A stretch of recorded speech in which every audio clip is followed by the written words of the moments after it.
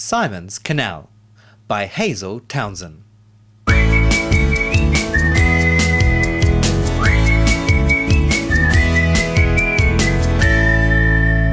"Don't go near the canal," said Simon's mum.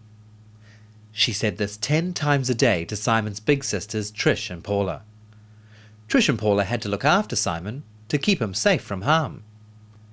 Mum put on Simon's jacket and combed his hair, and she said to the girls again, "Remember now, keep away from that canal." Simon didn't know what a canal was. How could he know if he'd never saw it? He guessed it was a huge and frightening monster in a lair near Curran's mill. Sometimes he heard it roaring.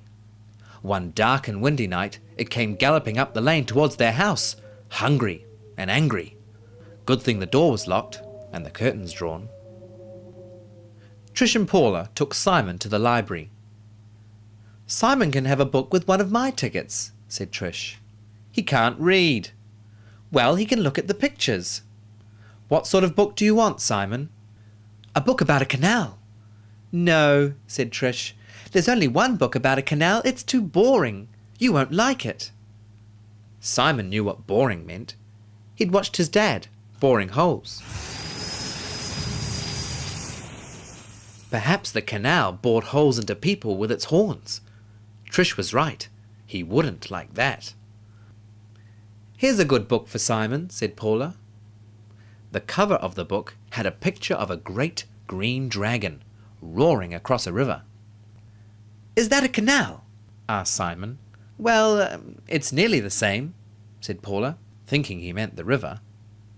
"You and your canal," sighed Trish. Next day, Gran came from London for a holiday. Gran loved the country.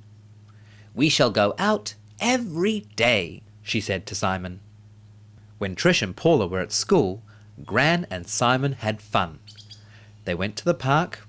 They rambled through woods. They climbed up the hill behind Simon's house.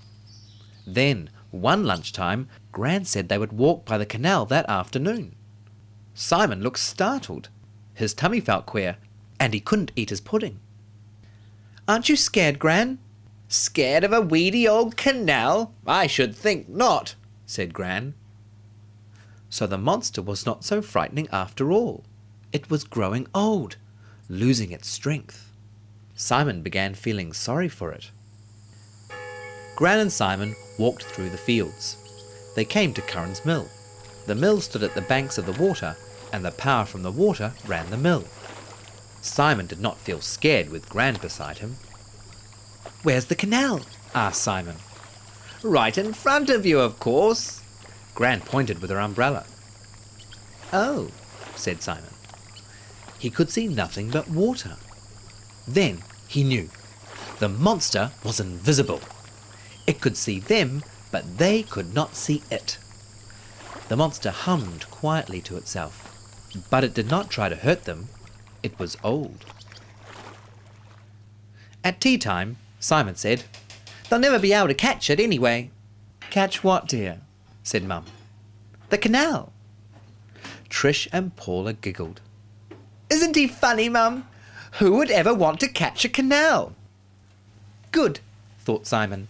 "Nobody wants to catch the canal, and the canal does not want to catch us." "I'd like another piece of cake," said Simon. "Please."